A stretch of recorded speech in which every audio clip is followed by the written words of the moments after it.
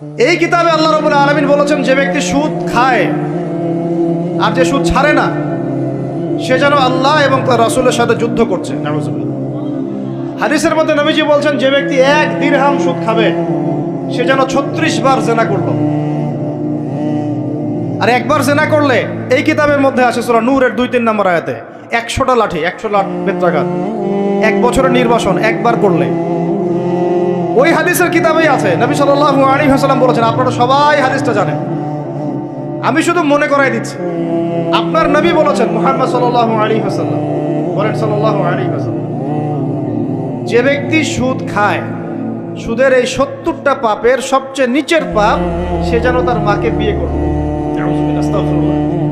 হ্যাঁ, কখনো কি কল্পনাও আসতে পারবে এটা আপনার?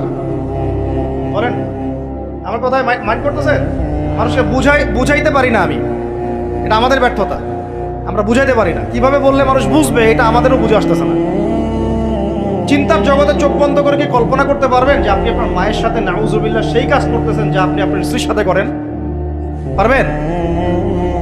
আর নবীজি বলছেন, আপনার নবী, যে ব্যক্তি সুদ খায়, সুদের পাপের 70টা শাখা আছে, তার সবচেয়ে নিচের শাখাটাই হচ্ছে এইটা।